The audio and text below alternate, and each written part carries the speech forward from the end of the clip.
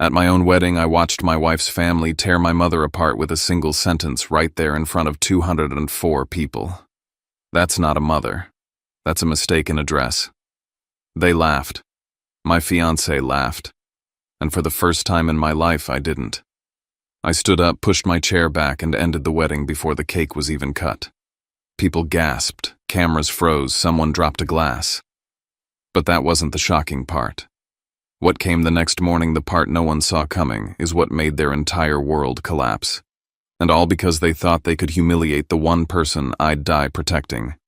My name is Merrick Hale, and this is the story I've been afraid to tell. But before I share it with you, I'd love to know you're here with me. Drop a simple hi in the comments so I know you're listening, or tell me where you're watching from. I love seeing how far my story can reach. Thank you. And now, let me tell you everything. And if my story touches you in any way, please consider subscribing. It means more than you think to someone who's finally learning to speak up. At my own wedding, I watched my wife's family tear my mother apart with a single sentence right there in front of 204 people. That's not a mother. That's a mistaken address. They laughed. My fiancé laughed. And for the first time in my life, I didn't. I stood up, pushed my chair back, and ended the wedding before the cake was even cut. People gasped, cameras froze, someone dropped a glass. But that wasn't the shocking part.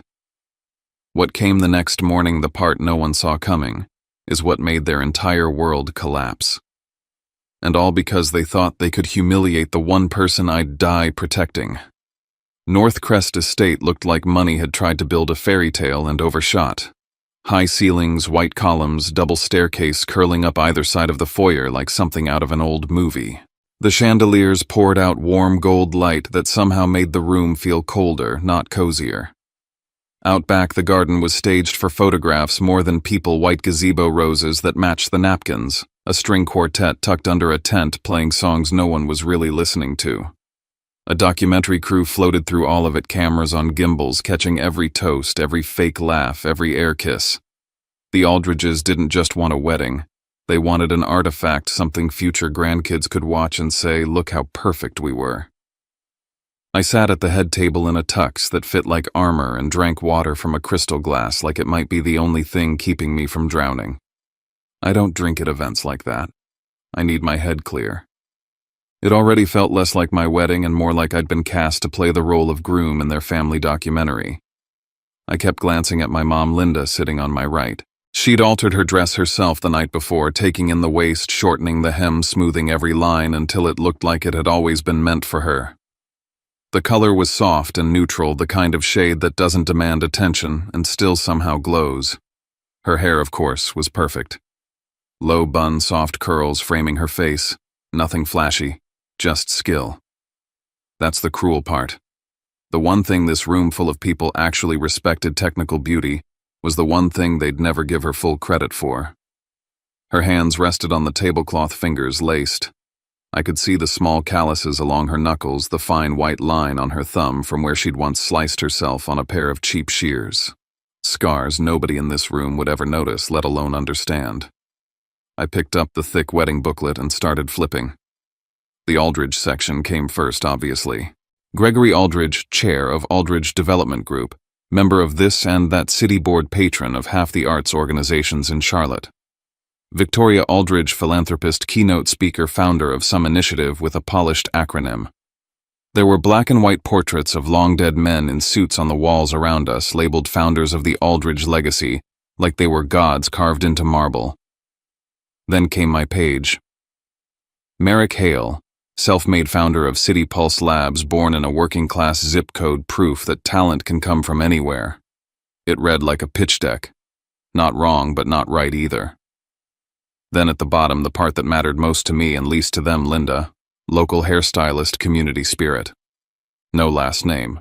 No mention of 30 years paying rent on time, of 3 jobs, of never once missing a parent-teacher conference, no matter how tired she was. Just local hairstylist, community spirit, as if her entire life could be folded into a tagline for a neighborhood flyer. It clicked then, sharper than it had before. They wanted my story just gritty enough to make them look generous, but not specific enough that my mother became a person with a history. Just an accessory, a texture. Behind us, someone at the next table whispered, "I heard his mom never even got licensed. Just learned on her own. Wild, right?" Another voice chimed in, amused. "Our gardener plays piano by ear, too." Some people are just like that. The string quartet kept playing, but the only thing I really heard was the word gardener pressed up against my mother. She kept eating small bites of her salad, smiling, that thin, practiced smile I knew too well, the one that said, "It's fine, honey. We'll get through this too." Gregory stood up to give his speech, and the room settled instantly. He had the kind of presence that made people sit straighter, not because they respected him, but because they understood he controlled things that could hurt them later. He raised his glass and said, "Tonight is not only about two young people coming together. It's about a story of success being written in real time." He launched into my biography like he owned the rights. From a tiny strip mall salon in Akron, to a cramped apartment in Chicago, to Northcrest Estate where dreams become reality. If I'd been watching this on a screen, I might have rolled my eyes. Sitting there, I just felt numb. I used to be proud of that arc. I'd worked for it. But hearing it come out of his mouth, all I could hear was a sales pitch for the American dream and for the Aldridge brand. The moral of the story wasn't that my mother had scraped and clawed to get us out of that apartment. The moral in Gregory's version was that a system like his could take someone like me and polish me into something worthy of their ballroom.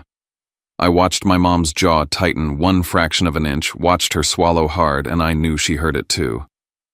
Then Victoria took the mic. Her voice was soft and sweetened, the kind of voice that makes people lean in. "Merrick is proof," she said, "that talent doesn't depend on a zip code. Some people are born in the right neighborhood, some aren't. But with grit, with perseverance, you can rise." She paused, smiling in my direction, then let her gaze drift to my mother. And of course, a lot of that gift must come from his mother. The golden hands, the ability to work with your hands to stay connected to ordinary people. That kind of gift. It doesn't come with diplomas. It's innate. People laughed softly, the polite, knowing kind of laugh that says, "We understand our place above all that." The words themselves could have been a compliment.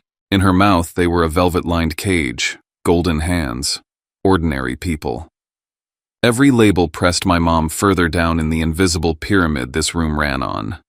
My mother set her fork down very carefully and smoothed her napkin. That was her tell. Don't stand up. Don't make a scene. Don't bleed in front of people who enjoy the color. My chest felt tight. I pushed my chair back and slipped away from the table, because if I didn't, I was going to either vomit or start breaking glassware. In the side hall, the music sounded further away, like someone else's life. I could hear waitstaff calling out table numbers, the quiet whir of the documentary crew's equipment. One of the cameramen caught my eye. "You good man?" he asked low enough no one else could hear. I stared straight into his lens for a beat too long and didn't answer. Somewhere in that camera was a frame of my face. I knew I'd remember, jaw set, eyes flat, tuxedo perfect, something inside already cracked. On my way back toward the ballroom, I heard Victoria before I saw her. She was standing in a side corridor with Caitlin and another guest, a glass of champagne balanced in her fingers. "The bride looks couture," she said lightly. When she walked in, I thought, now that is Aldridge elegance. The groom's mother, though. Honestly, I assumed she was someone's +1. That's not a mother. That's a mistaken address. The laughter was soft, sharp, the kind that cuts deeper because it pretends not to. I stopped dead. My lungs forgot how to work. Caitlin laughed too, that high, easy laugh I'd once loved. "Mom, seriously," she said, but there was no heat in it. "Careful. Someone might actually get offended." She wasn't defending my mother. She was managing optics. The same woman who'd once told me, "If the world falls apart, I'll be there, I promise," was now standing comfortably on the side that held the knife. That was the moment I knew something had already broken beyond fixing. I walked back into the ballroom and straight to our table. I leaned down to my mom. "We're leaving," I said quietly. "Let's go." Her hand snapped to my wrist. "Merrick, no," she whispered. "It's just one night. I can take it." Across the room, Caitlin was already hurrying toward us, heels clicking against marble. "You're overreacting. she hissed under her breath when she reached me. This is just how my family jokes. They do it with everyone. Don't ruin our day over a few comments. I looked from her to my mother to Gregory and Victoria at their table to the documentary crew repositioning near the dance floor ready for the next big speech. For the first time in my life, I stopped worrying about being polite. I walked up to the microphone. The band quieted, the chatter dimmed. Someone in the crew signaled to roll. They thought I was about to make a toast. Thank you all for coming, I said, voice steady. 204 heads turned toward me. Thank you for the reminder, too. Tonight made it very clear exactly what kind of people I never want to become. A wave of uneasy laughter rippled through the room, then died when no one followed it. This wedding is over, I said. You can finish the drinks. The marriage stops here. For a second, there was absolute silence. Then it shattered. Is he serious? Someone whispered. That's the City Pulse guy, right? Another voice hissed. Is this some PR stunt? Victoria stared at me like I'd spoken in a language she didn't recognize. Gregory's face went red, then white. Caitlin's lips moved my name maybe or a curse, but nothing came out. I set the microphone down, walked back to the table, and held my hand out to my mom. Come on, I said. We're done. You don't have to do this for me, she murmured as we walked out, her fingers trembling against my palm. I didn't answer out loud, but the words burned in my chest. I'm not doing this just for you. I'm doing this because of you. Because of what you taught me, I don't have to swallow. By the time we reached the car, Northcrest Estate had already started to shrink in the rearview mirror of my mind. They thought I'd just thrown my life away over one sentence. They had no idea that tomorrow morning when I walked into Aldridge Tower, the real story would start. Maple Lane Diner is open 24 hours, 7 days a week, and at 3 in the morning it feels like the only place on earth where time sits down and takes a breath. The neon sign out front buzzed tiredly as I pulled into the lot. Inside, the laminated menus were still sticky in the same places the counter was still chipped along the edge where someone had once dropped a mug. It smelled like burned coffee fryer oil and sugar, the exact same mix that had followed me through half my childhood. The waitress behind the counter looked up as we walked in, and I saw it in her eyes. Recognition, and then the quick, polite decision to pretend she didn't. I was still in a tux. My mom was still in that mistake in a dress. We took the booth against the wall. We always took the one with the rip in the vinyl, patched with duct tape. I ordered black coffee. She ordered hot tea with lemon. Sitting there under buzzing fluorescent lights after walking out of Northcrest Estate felt like being slingshotted back 15 years to another night when everything felt too big and too uncertain. I stared at the napkin dispenser, and suddenly I was 16 again in a cramped 2-bedroom unit above a dying strip mall in Akron, Ohio. From our window, you could see the parking lot lights buzzing over cracked asphalt, the kind of place where store signs went dark one by one, and nobody ever replaced them. In winter, the wind slipped through the window frame no matter how many towels we shoved along the sill. Mom worked downstairs in the salon, and I did my homework at a beat-up table we'd bought from a closing diner. I remembered the winter, the heater died, and the landlord took 3 weeks to fix it. We boiled water on the stove and filled big bowls so we could wash our faces in something that didn't sting like ice. Mom wrapped my hands around a mug and joked spa treatment. This is how you get good skin, kid.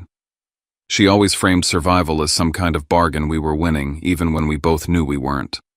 She worked 2, sometimes 3 jobs back then. Morning shift at the salon in the mall. Evenings doing house calls for clients who tipped in cash. The odd wedding gig in some B-list banquet hall where the carpet was always patterned and the DJ always too loud. I remember coming downstairs once between appointments, finding her asleep, standing up, head leaning against the supply closet door, a comb still tucked behind her ear. She woke up before I could say anything, checked her watch, and moved on to the next client like nothing had happened. At home, she cut coupons with a pair of dull scissors and drank tea from a plastic travel mug because coffee is for people who don't have to check the price before they pour it. When I was in middle school, kids at school used to say I always smelled like hair dye. One day a boy laughed and called me salon boy loud enough that half the hallway turned. I went home furious, embarrassed, shoving my backpack harder than necessary into the corner. I told Mom I didn't want to do my homework on the floor between hair dryers anymore, that I was tired of smelling like chemicals. I expected her to apologize, maybe to say she'd try to keep me away from the salon more. Instead, she wiped her hands on her apron, sat down across from me and said, "If they smell hair dye, it means I still have a job. I'm sorry if that makes it harder for you, but don't you dare be ashamed of me. Be ashamed if you hurt somebody. Be ashamed if you lie. Don't ever be ashamed of the fact your mother works." That was the first time I understood that most of the shame I carried wasn't actually mine.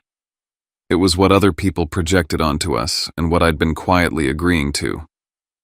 Years later, when I stood in North Crest listening to Victoria talk about golden hands and ordinary people, that middle school hallway came rushing back.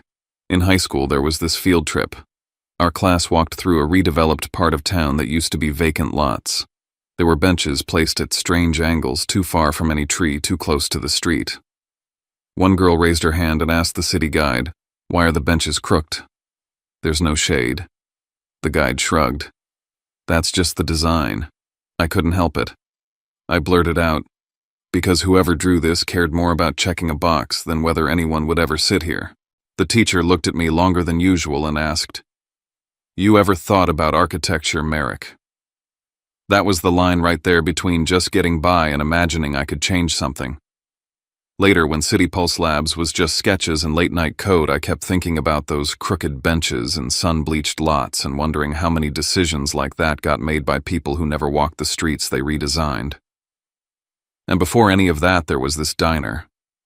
Mom and I ended up at Maple Lane one night after the salon had a terrible week. The landlord had raised the rent on the mall, foot traffic was down, and the owner had cut her hours. We had just enough cash for one slice of pie and one small coffee. The waitress split the slice without us asking. Mom pushed the bigger half toward me anyway. "Tomorrow, when you're writing that essay," she said, "remember there's something sweet waiting for you if you keep going." I was 16, tired, and pretending not to notice that she hadn't ordered anything for herself.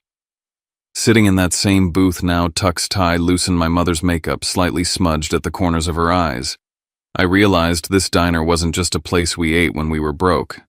It was our origin point. The coordinates everything else could be measured from.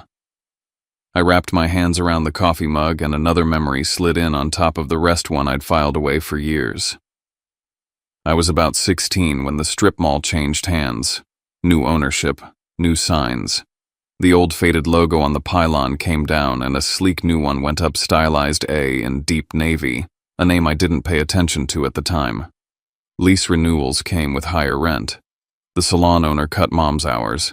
We spent a month thinking we were going to have to move in with some cousin 2 towns over. That stylized A didn't mean anything to me then. Later, when I walked into Aldridge Tower for the first time and saw that same letter gleaming behind the reception desk, it hit me like a delayed punch. People like Gregory made decisions from conference rooms that shook our apartment without ever knowing our names. Mom sipped her tea across from me now, her dress still immaculate despite the hours and the humiliation. She looked smaller in the harsh diner light than she had under the chandeliers, but also somehow more real. "You know," she said softly, "you could still call it a mistake. Say you got carried away. People forgive a young man who panics on his wedding day, especially when he's successful. You don't have to set your whole future on fire because of me." I shook my head. "I didn't set my future on fire," I said. I walked out of a life where I couldn't stand the person I'd be if I stayed. I didn't tell her about the other plan yet, about the months of quiet moves I'd been making in the background. My phone buzzed on the table. An email notification lit up the screen. From Lawrence Drayden. Subject: all documents executed, ready for board presentation tomorrow. I opened it with my thumb. The words were clean and simple, every transfer completed, every signature notarized. The shell companies I'd set up over the past months now held a controlling stake in Aldridge Development Group. I looked up at my mother, at the tired woman who'd been called a mistake in a dress in front of 204 people, and I thought tomorrow in Aldridge Tower she won't have to lower her head for anyone, whether they like it or not. Chicago was the first place that ever felt like more than survival. My entire studio could have fit inside the foyer at North Crest Estate. The mattress almost touched the radiator, the L train rattled the window every 20 minutes, and the pipes clanged like ghosts fighting in the walls. But for the first time in my life, I looked around and thought I chose this. I was 24, splitting rent with a friend from college, eating dollar slices and instant noodles, and building City Pulse labs on a second floor in Fulton Market that still smelled like whatever had been stored there before us. We took over half a converted warehouse, exposed brick concrete floors, desks made from reclaimed doors balanced on metal sawhorses. In the winter, we worked in hoodies and fingerless gloves with space heaters pushed under our chairs. The coffee we drank was strong enough to strip paint, but it kept us going when the city outside the warehouse windows felt like it would rather spit us out than let us change anything. City Pulse started as a simple idea. My friend Eli and I joked about overcold pizza. What if there was a way for neighborhoods to flag dead spaces on a map, then send that data straight to city departments and funders? Not glossy master plans drawn in offices miles away, but a live feed of here's where the kids cut through to school, and here's the lot where everyone dumps trash. We wrote code between freelance gigs glued together. APIs built a feature that let people upload photos of empty lots and vote on proposals. For a long time, no one cared. Then in year 2, a small architecture blog did a write-up on an alleyway we helped turn into a pocket park. They called it a new way for communities to co-design their own cities. That article got picked up by another site, then a local news channel. A small fund in Chicago invited us to pitch. We walked into a boardroom in thrift store blazers and walked out with a seed check that made my hands shake when I signed the paperwork. After that came an angel investor, then a pilot project with a West Side ward that had more boarded-up windows than grocery stores. We entered a competition to design a public space in one of the roughest districts in the city, and somehow won. I remember standing in that empty, weed-choked lot, watching kids from the neighborhood climb on the temporary structures we'd installed and thinking, I'm not just escaping Akron. I'm trying to change all the places that feel like Akron baked into concrete. That's when the invitations started. Panels, conferences, innovation and urban renewal, tech for cities. One of them was a big urban planning summit downtown. City Pulse had a small slot on stage. Aldridge Development Group had a keynote. I didn't care who they were at first. They were just another logo on the banner. Then I ended up on a panel with one of their executives, a woman named Caitlin Aldridge. She introduced herself as if everyone already knew her family, and in that room, most people did. The panel was supposed to be about mixed-use development in emerging corridors. She talked in clean numbers, internal rates of return traffic flows, commercial viability. I talked about benches that didn't burn your legs in August, sidewalks lit enough that a nurse working nights could walk home without pretending she wasn't scared. She said, ROI is how we keep these projects sustainable. I said, people are what make anything sustainable. If they hate your plaza, they won't use it, and your return drops no matter how pretty your spreadsheet is. The audience laughed, but it was the kind of laugh that means someone just said something true they weren't sure they were allowed to agree with. Afterward, at the coffee station, we found ourselves reaching for the same stale cookie. She smirked and said, "You treat architecture like art." I told her I treat it like something that should stay standing and actually serve the people who live around it. If that's art, fine. She rolled her eyes in a way that felt more impressed than annoyed. I grew up around pro formas and zoning reports, she said. My parents don't understand why anyone would obsess over a single park bench. I'd like to learn what that feels like. We got dinner that night at a noisy place in River North. We argued about public-private partnerships over tacos, then ended up walking along the river until the wind cut through our coats, and she finally admitted she was freezing. Somewhere between the first drink and the last train, respect turned into curiosity, and curiosity turned into whatever you call that moment when you realize you're already picturing someone sitting across from you in 5 years, not just next week.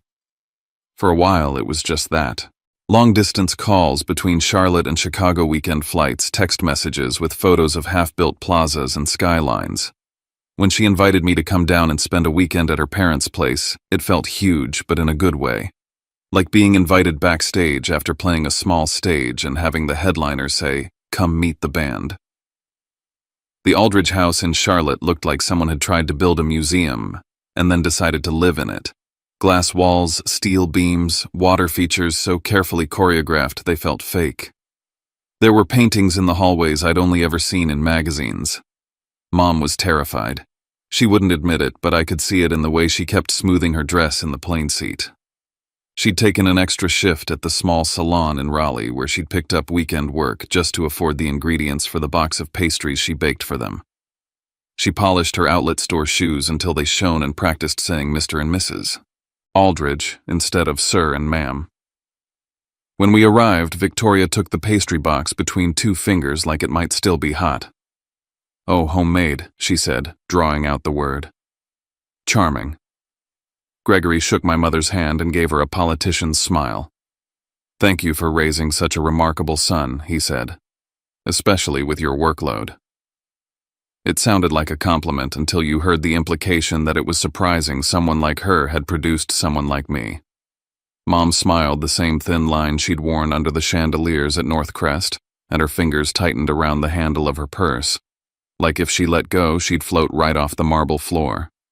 At dinner in their glass-walled dining room, Gregory asked about City Pulse, but his questions weren't about the tech or the neighborhoods. "Your background is very compelling," he said.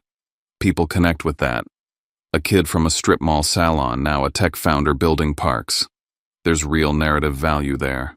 We could highlight that when we go in front of city councils." Victoria nodded along.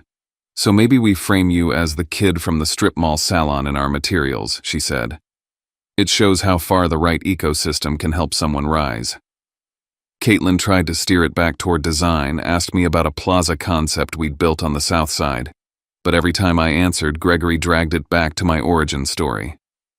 I felt less like a potential partner and more like a mascot they were deciding how to pose.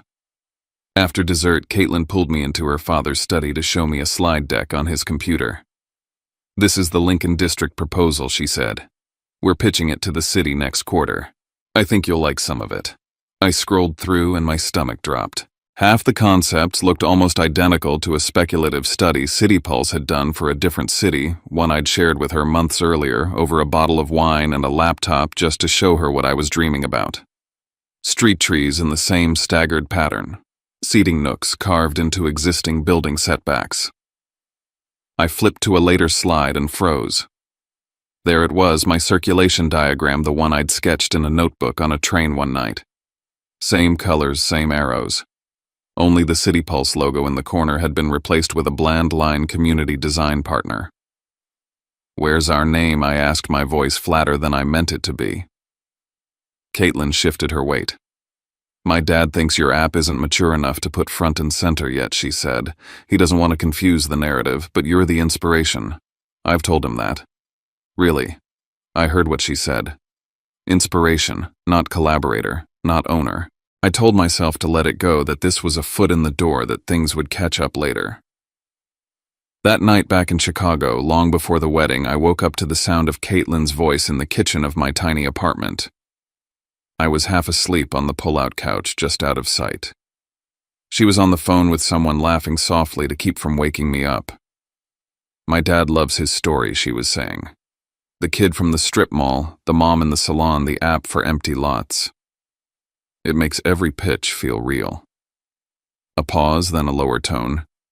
"Sometimes I think he likes the story more than he likes the actual company." The words landed like a weight on my chest.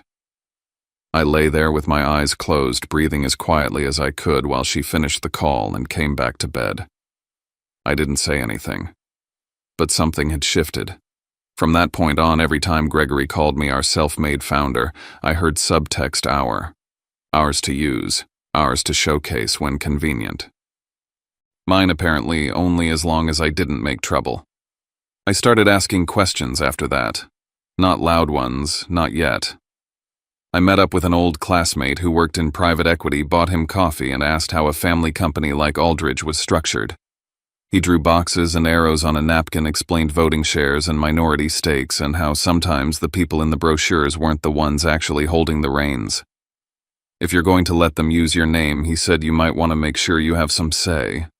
Otherwise, you're just the inspirational story in their deck." On the flight back from Charlotte one weekend, I opened my laptop and started looking at public filings for Aldridge Development Group. Names of small shareholders popped up: retirees, minor funds, people who'd been in since the early days. I didn't know what I wanted yet. I just knew I didn't like the idea of my life being reduced to a bullet point someone else controlled. Months later, sitting in Maple Lane Diner after walking out of my wedding, staring at Drayden's email on my phone all those nights, and conversations fell into place. The cheap coffee, the Fulton Market warehouse, the glazed look in Gregory's eyes when he talked about narrative value, the slide where my logo had vanished, the late-night phone call where Caitlin admitted her father loved the backstory. I hadn't set out to destroy their house of glass. I had only ever meant to buy back my part in the story. Whether the rest of it shattered when I pulled on that thread was never really up to me. A month before the wedding, before the flowers and the string quartet and the sentence that snapped something in me, I flew down to Charlotte for what Gregory called a historic day for Aldridge. That was his language, not mine. My language for it now would be simpler the day I stopped pretending I was part of the family and realized I was part of the inventory. Aldridge Tower stood in the middle of Uptown like a glass spine, reflective panels catching the skyline, the lobby all polished stone and controlled temperature. I checked in with security, took the elevator up and stepped into a conference floor where everything smelled faintly of new carpet and overbrewed coffee. I'd been there enough times by then that the receptionist greeted me by name, but there was still a subtle difference between how staff looked at me and how they looked at Gregory or Caitlin. With them, there was a tilt toward deference. With me, it was curiosity, like they weren't sure yet whether I was going to be a permanent fixture or a limited-time exhibit. The boardroom had floor-to-ceiling glass walls overlooking the city, the kind of panoramic view companies like to use as a metaphor for transparency. I'd already learned that seeing everything didn't mean you understood what was going on. The agenda for the day was printed at each seat. Lincoln District Green Corridor presentation. Strategic partnership announcements. My name wasn't listed anywhere. I was in the room as guest, not speaker.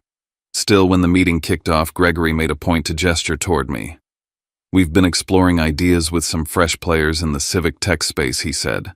"Merrick here has been an inspiration for how we talk about community Merrick design. Inspiration again. Not partner. Not co-lead." The slides went up on the wall, and there it was, the Lincoln District project. Neighborhood maps. Renderings of shaded walkways and plazas. Bullet points about data-informed activation of underused lots. The City Pulse methodology was all over it in everything except name. At one point, a line in smaller text read, "In collaboration with a grassroots innovation partner." I knew exactly who they meant, and I knew exactly who they had erased. Later in the meeting, as they moved on to budgets, I glanced at a packet that had been left half under my folder. It contained internal talking points for the city council pitch.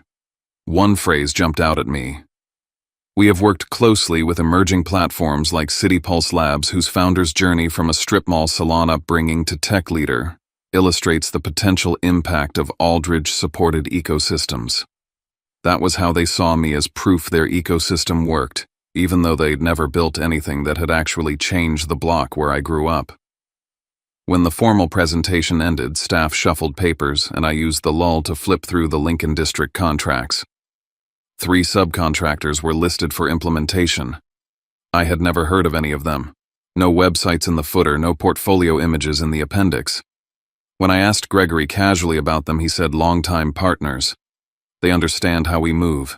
In the hallway afterward, one of the younger analysts, kid in his 20s, tie slightly loose, eyes sharp, fell into step beside me on the way to the elevators. He spoke without looking at me. "2 of those contractors don't have office addresses," he said under his breath. "Just P.O. boxes. No online presence. If you try to find their previous work, you won't." Then louder, like he'd just remembered something innocuous, he pointed at a framed photo on the wall and said, "Great shot," right as someone walked past us. My skin prickled. It wasn't just that they were using my work without giving credit. It was that they might also be using my name and my app's reputation to cover something rotten. Later that day, in the underground parking garage, I confronted Caitlin. The concrete walls amplified the echo of our footsteps. "Why wasn't I on the agenda?" I asked. "If Aldridge has been working with City Pulse, why wasn't I presenting with your team?" She blew out a breath, looked away, then said, "My dad thinks it's better if you're positioned as a story, not a technician. It plays better if you're the example we point to, not the one digging into the spreadsheets in front of council members." And the slide where my diagram used to have our logo, I said. Why is City Pulse suddenly just a nameless grassroots partner? He doesn't want to confuse the messaging, she said.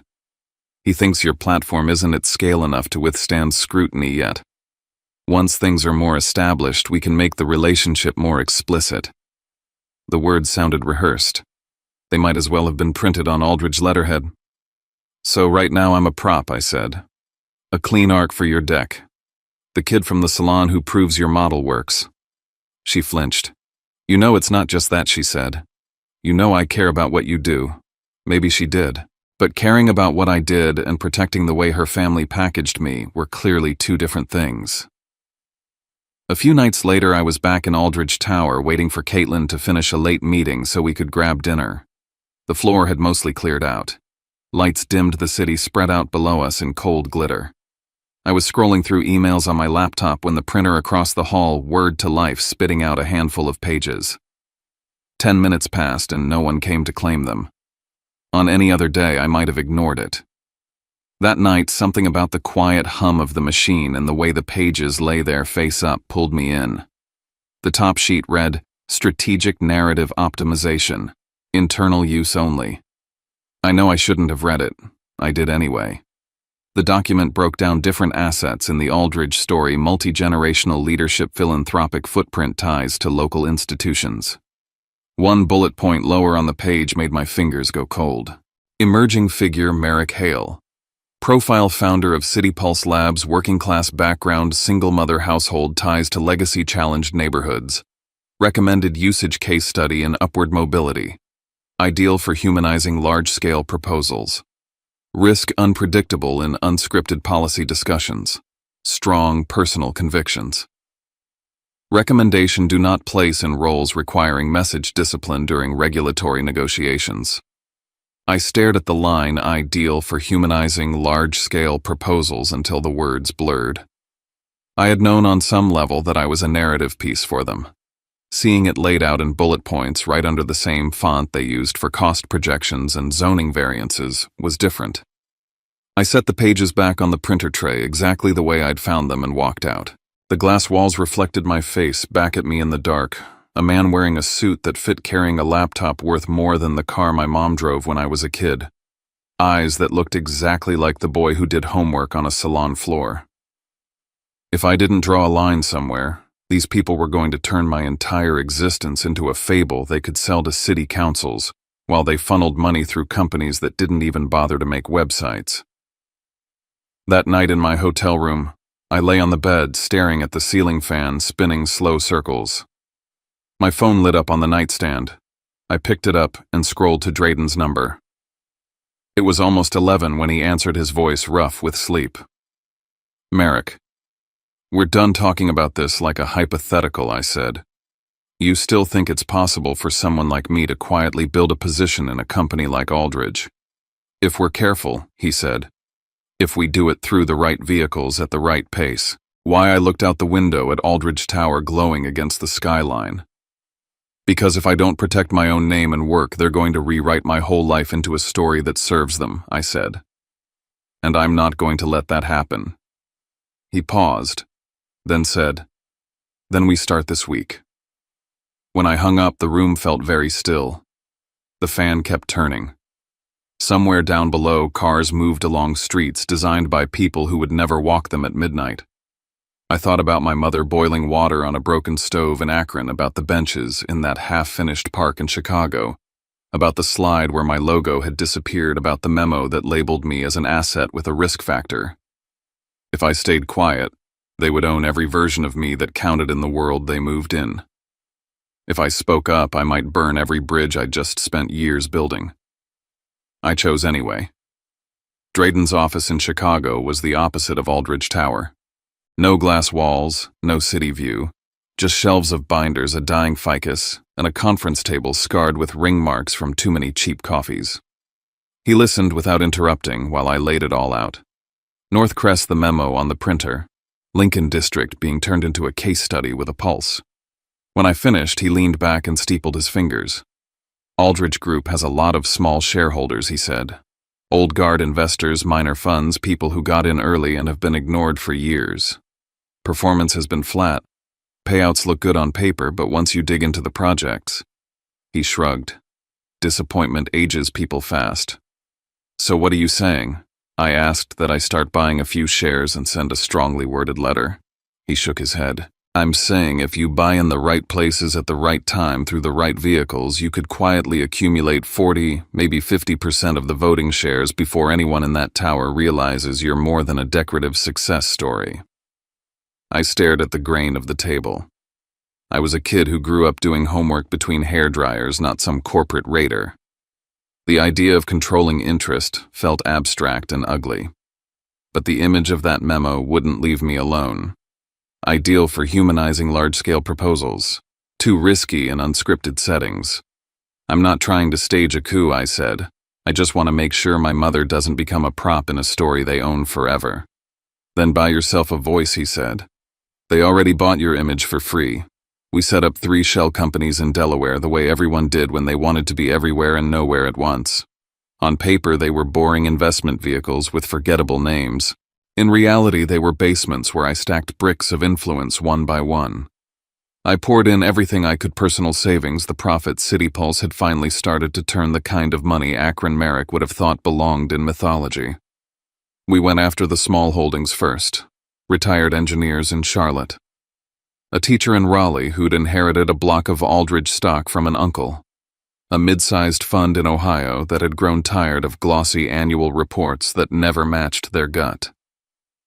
One afternoon, I sat at a kitchen table in a modest ranch house outside Cleveland across from a man in his 70s. His hands shook slightly as he signed the transfer forms. "I'm selling," he said, "because I don't trust Gregory anymore. He talks a good game, but the numbers don't line up. A company that clean doesn't hide this much." He slid the papers back to me and added almost to himself, "Something's going to give over there. Better it's him than the people he built this thing on."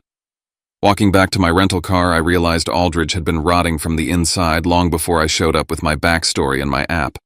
I wasn't breaking anything that wasn't already cracked. Back in Chicago, my life narrowed into airports, spreadsheets, and half-finished conversations. I flew to Charlotte, to Columbus, to Houston, ticking off shareholders, signing documents, shuttling money through the shells Drayden managed. At home, Caitlin watched the light leave my face and drew her own conclusions. "Are you freaking out about the wedding?" she asked one night when I stumbled into my apartment after a 48-hour trip suit still smelling like recycled plane air. Her eyes were rimmed red. "Because if you don't want this, I need you to say it. I can't be the only one planning our life." I opened my mouth and nothing came out. My brain was full of share classes, voting thresholds, and a color-coded spreadsheet that showed how close we were to a line no one at Aldridge knew I was approaching. "It's not you," I managed finally. "I'm just trying to make sure things are solid before we step into all of it." "Solid how?" she asked. I couldn't tell her that the man she was about to marry was quietly building a lever big enough to move her family's empire. I couldn't tell her that every time her father said "we" in a boardroom, I wanted to see actual numbers to match the word.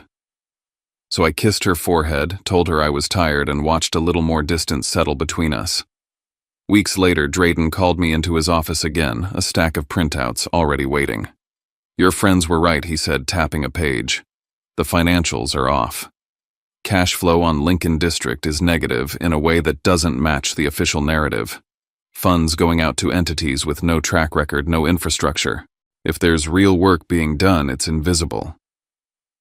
I took the pages home, spread them across my kitchen counter, and followed the columns until my eyes hurt.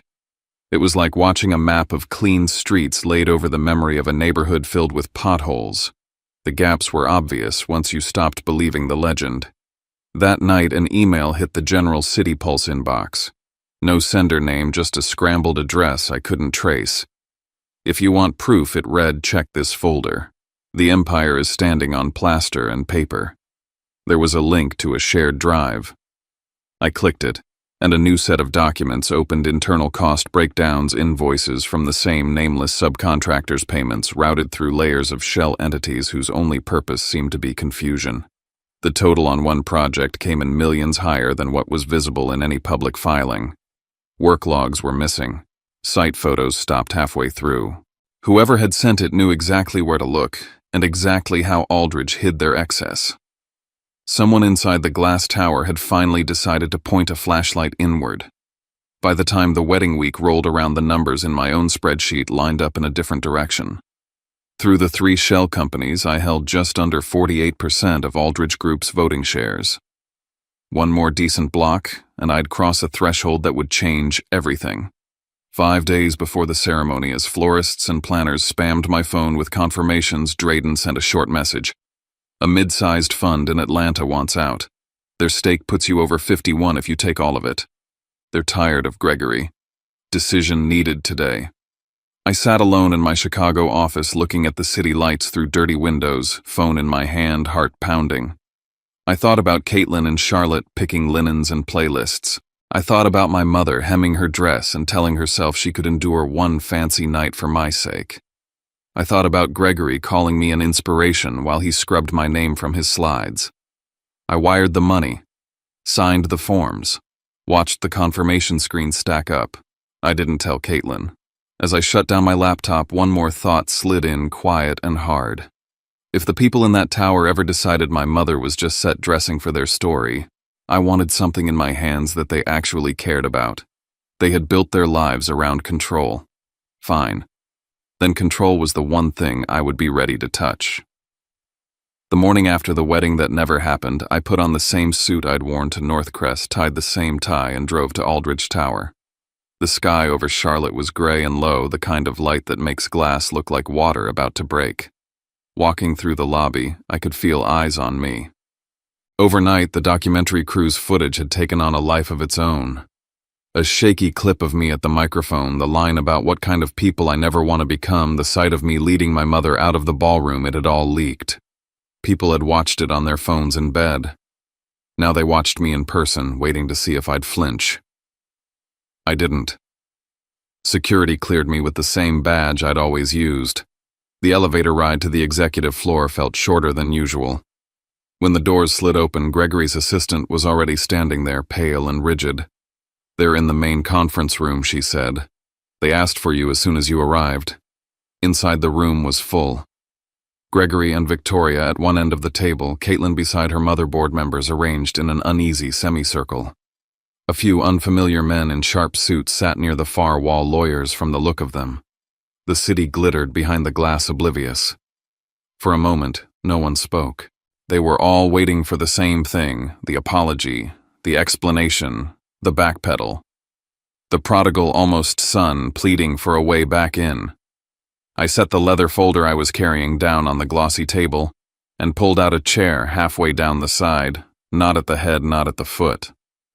"Before we start," I said, "there's a small change we need to put on the record." Gregory's jaw tightened. "The only change I'm interested in hearing is that you understand what you did last night," he said. "Oh, I do," I said. "But this isn't about the wedding." I opened the folder and laid out a neat stack of notarized documents, transfer confirmations, and updated shareholder registers. As of yesterday, entities under my control hold 55% of Aldridge Development Group's voting shares. For a second, the only sound in the room was the hum of the HVAC. Then chairs scraped. Someone cursed under their breath. One of the lawyers leaned forward to read the top page, his face going slack as he absorbed the details. Gregory shoved his chair back so hard it nearly tipped. "What is this?" he shouted. "Some stunt. You can't just walk in here and declare yourself king because you embarrassed my family at a party. I'm not declaring anything," I said, keeping my voice level. "I bought in. Fair market willing sellers. For months. You were busy polishing the narrative. I was reading the footnotes." Victoria's face had gone almost translucent. Caitlin had stood up without realizing it, one hand pressed to the table as if she needed it to stay upright. "You're trying to punish us," Victoria whispered. "Over a comment. Over your mother." "I bought my part of the company because you were already using my name and work as decoration," I said. "The way you talked about my mother in those rooms was just confirmation of how little you value the people your stories rest on." Behind me, a chair scraped again. "He's not bluffing," one of the board members muttered. "These are real." I caught a flash of movement in my peripheral vision. Caitlin stepped closer, voice quiet, but clear enough for the room to hear. I knew, she said. I saw some of the transfer paperwork last week. The words hit like a second shockwave. I turned to her. You knew what I was doing and said nothing. She swallowed. I wanted to tell you, she said. My mother told me if I did, you'd think I was only with you because of what you could take from us. She said if you found out I'd seen the documents, it would ruin everything. She said to stay out of it. And you listened, I said. She nodded, eyes rimmed with red. I was trying not to make it worse. That's the problem, I said softly. You keep mistaking silence for peace.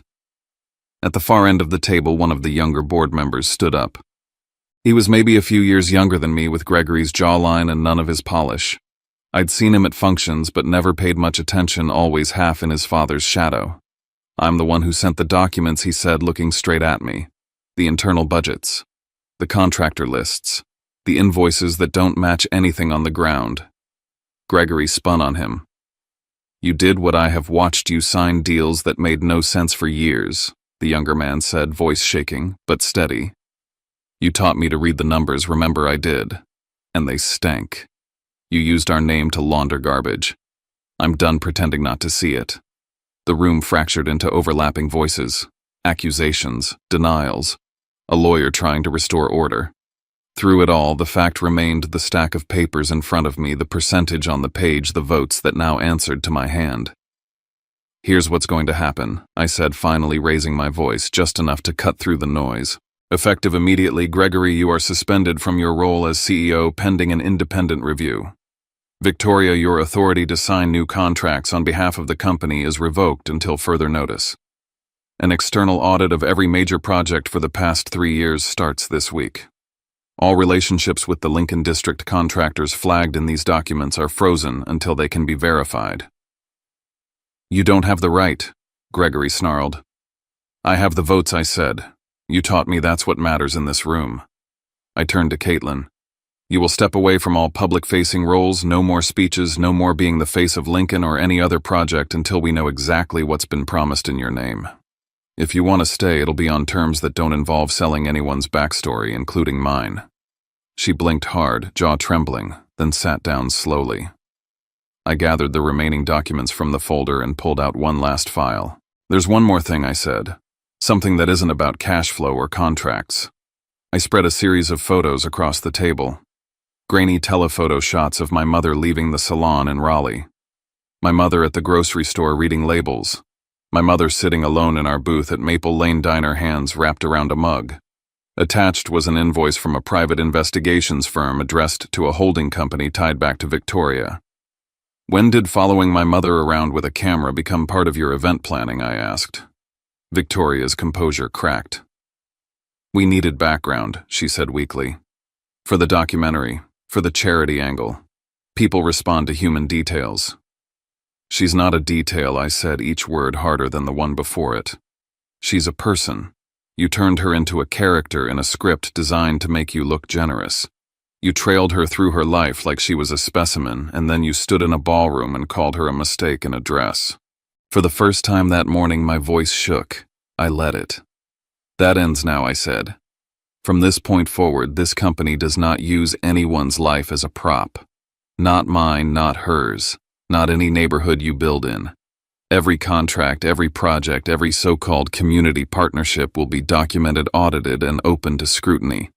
If that's too much daylight for anyone in this room, there's the door. Sell your shares. You'll find a buyer. No one moved.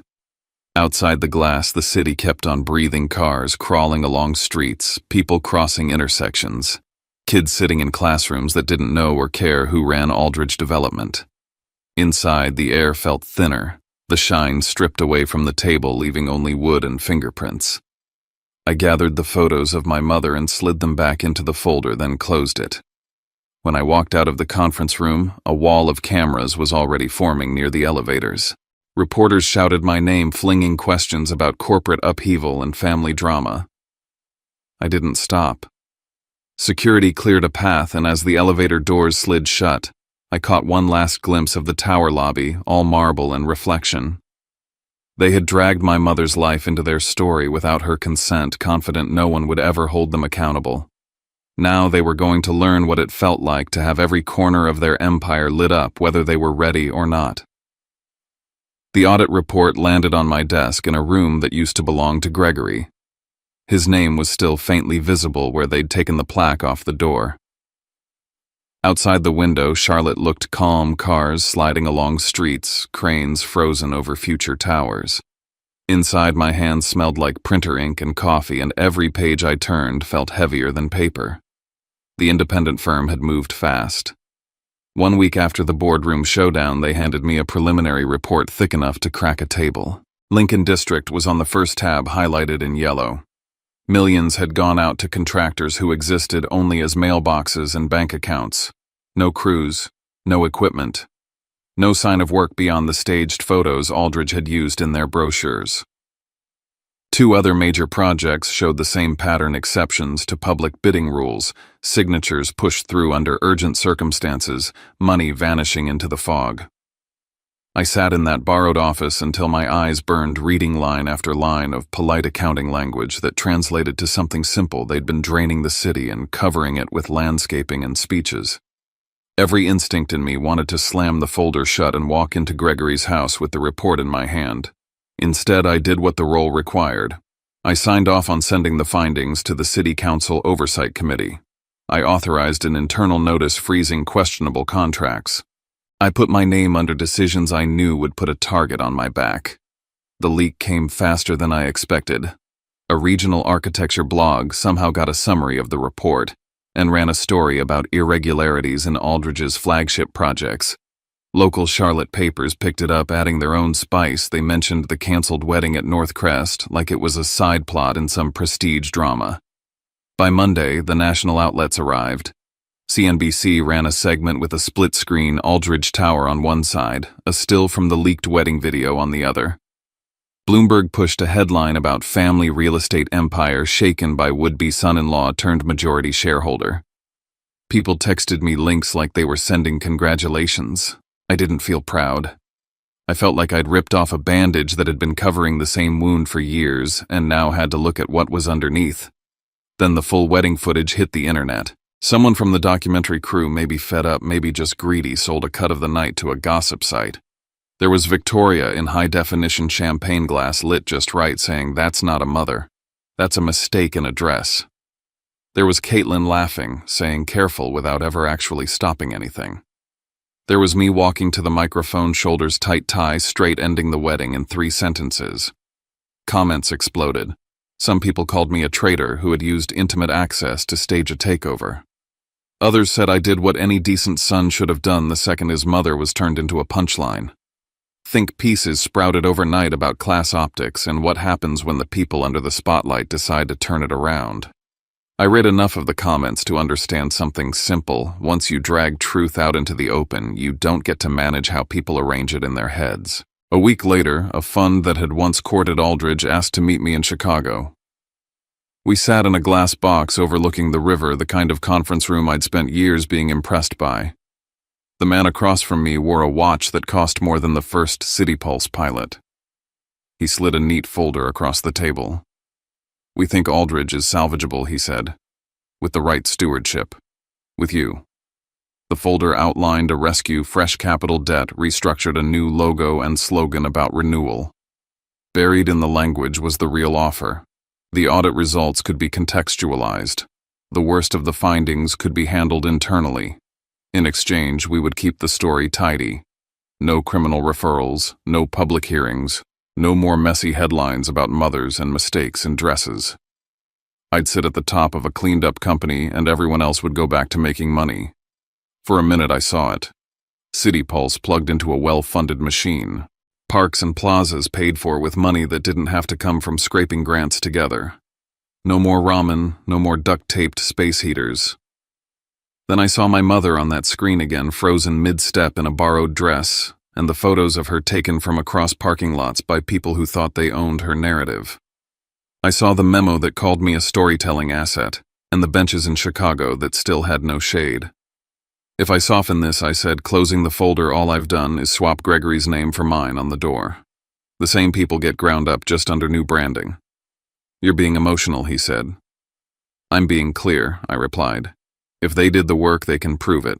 If they didn't, the city deserves to know. You want a safe bet, invest somewhere else. Later that week, Caitlin showed up at the City Pulse office without warning. The afternoon light came in low through the big warehouse windows, catching dust motes and the edge of the L train as it screeched past. My team went silent when she walked through, recognizing her face from headlines. She looked smaller somehow. No perfect blowout, no curated outfit, just jeans, a sweater, and the kind of exhaustion that sits behind your eyes. I didn't know, she said as soon as I closed the door to the small conference room. Not all of it. I saw adjusted numbers, sure, but I thought it was the usual games.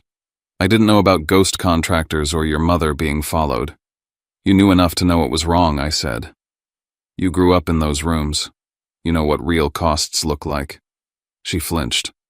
I was scared, she said. I tried to back out of the wedding once, months ago. I told my mother I couldn't do it, that I didn't want to drag you into all of this. She said if I walked away from everything family shares influence. She said if I married you and you stepped up, we could fix things from inside. I chose that. I chose them. I leaned against the table, feeling the old wood under my palms. You didn't just choose them at Northcrest, I said. You chose them when you laughed. You chose them every time you saw something crooked and called it how things work. I can understand being trapped. I grew up trapped. But when the moment came, you protected your seat at that table, not my mother, not the neighborhoods under your projects. Your seat. Tears slid down her face, but her voice stayed steady. I loved you, she said. I still do. I loved the version of you that stood on that panel in Chicago and argued about benches and public light, I said. I thought you wanted to build cities that felt different from the ones your parents made. But when it mattered, you protected their comfort over my mother's dignity, over your own voice. So that's it, she whispered. I nodded. If you stay silent when people step on my mother, you'll stay silent when they step on people like her. I can't build anything on that. When she walked out past the City Pulse desks, no one clapped or whispered. They just watched the way people do when they see a door closing on a version of the future that might have been. I stood at the window and watched the train go by and reminded myself why I had ever started any of this, not to win. Not to punish, but to make sure the next kid from a strip mall salon didn't have to trade their spine for a seat. By the end of that week, the city of Charlotte made it official. Aldridge Group was off the preferred vendor list. Several of their contracts were reopened for competitive bidding. Oversight committees announced hearings. The headlines moved on the way they always do. Inside, I didn't feel victorious. I just felt for once like my silence wasn't part of the harm. The formal notice from the city arrived in my inbox on a Tuesday morning.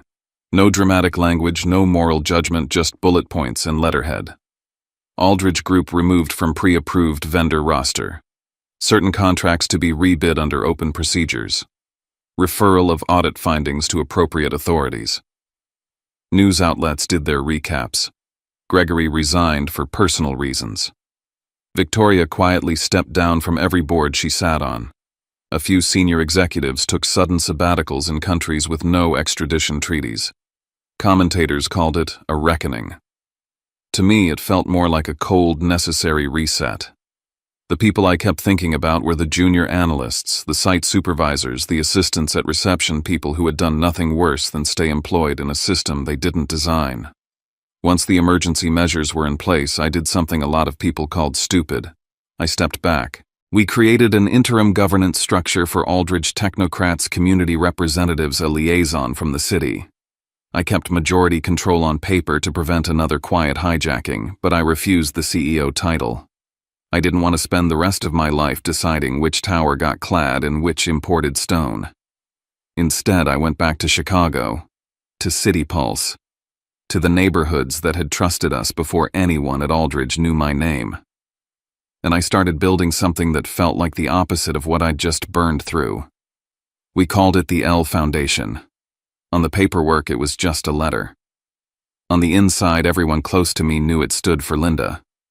Mom hated the idea of her name on anything, so I compromised. An initial, not a full monument. The mission was simple scholarships, microgrants, and mentorship for kids from neighborhoods like the one I grew up in, places where the only thing bigger than the potholes was the list of things people said you'd never do. We launched the foundation in Chicago, not Charlotte, in a community center built on what had once been a trash-strewn lot City Pulse helped convert. The basketball lines on the floor were still bright. Outside, the mural kids from the neighborhood had painted wrapped around the building in blues and oranges. The crowd was small. A couple of local officials, some reporters, a handful of high school students who looked like they'd rather be anywhere else but had shown up because a counselor promised pizza afterward. Mom sat in the second row wearing a dress she'd bought on sale and altered in the kitchen the night before, hands folded tight in her lap. When it was my turn to speak, I didn't talk about Aldridge or audits. I talked about a boy doing homework on salon tiles, about coupons cut at midnight, about a woman who carried groceries up 3 flights of stairs and still found the breath to ask how your day went. I said I didn't grow up with a family fund or land deeds. I grew up with a blow dryer that overheated every 6 months and a mother who refused to let me see hard work as something to hide. Then the MC did the one thing I'd begged them not to and asked Mrs. Hale to come up for a moment. Mom shook her head at first, but the room clapped, and eventually she shuffled up beside me, smoothing her dress the way she always did when she wanted to look like she belonged. She took the mic with 2 hands and said, "I don't know about foundations and projects. I just know my son used to sit on the floor of my salon doing homework between haircuts. If now some other kids get to do their homework somewhere bigger and brighter than that, then every hour I stood on my feet was worth it." That was it. No slogans, no campaign-style line. Just the truth, plain and heavy as a hand on your shoulder. It meant more to me than every plaque I'd picked up since leaving Akron. A few days later, I met the person who'd lit the fuse from inside Aldridge, the younger son, Gregory's kid from a previous marriage, the one who had stood up in the boardroom. He was in Chicago on business and emailed me to meet at a corner cafe that didn't serve anything with foam art. "I'm not here to ask for anything," he said, staring into his coffee. "I just thought you should know what's happening with the pieces." He told me the Aldridge portfolio was being broken up. Properties sold off, some to competitors, some to community trusts under pressure from regulators. A portion of the proceeds, small but not symbolic, was being routed into local funds, including a commitment to match donations to the L Foundation for the first few years. "I don't expect forgiveness," he said. "I grew up in the same house you just took apart. I benefited from it. But I couldn't keep watching him sign things I knew would hurt people. Trying to fix the ship after years at the wheel is still better than pretending it was never drifting," I said. "But it doesn't erase the wake." He nodded. We shook hands like 2 men who shared a fire they'd both helped feed and put out in different ways. Sometime after all that, on a night when the city felt too loud, I drove Mom back to Maple Lane Diner. Same cracked parking lot, same flickering neon, same booth with the duct tape on the seat. The waitress refilled our mugs without asking and slid a slice of pie between us the way she had years ago. "You know," Mom said, stirring her tea, "you could have just walked out of that wedding and left it at that. You didn't have to do everything else." I looked at her, at the lines time had pressed into her face deeper now than they'd been under the Northcrest chandeliers. If I'd stopped at the door of that estate, I said they'd still be telling their version of the story. They'd still be using people like you as decoration. The next kid from a strip mall salon walking into their boardroom would still be a prop, not a partner. I couldn't live with that. She sighed, not quite agreeing, not quite arguing, and took a sip of tea. For the first time in my life, I noticed something small. She wasn't glancing around like she was waiting to be judged. She was just there, in her booth, in her skin, not a mistake in a dress. Just Linda, who had survived all of it. Sometimes late at night, I replay 3 scenes in my head, the moment at Northcrest when that sentence sliced through the air. The boardroom in Aldridge Tower with glass on 3 sides and rot in the paperwork. This sticky table at Maple Lane where my mother once split a $5 dessert in half so I'd have something sweet to work toward. If it had been you, where would you have stopped? At the ballroom door, at the glass-walled conference room, or right here at a diner booth with coffee stains older than both of us, telling yourself it wasn't your fight? Did I go too far, or did I just walk the stretch everyone always expects people like me to crawl through quietly? I'm not asking for approval. I'm not asking for forgiveness. I just want you to think about this. If one day someone pointed at your mother and called her a mistaken address, what would you do, and how far would you go to make sure they never did it again to anyone else?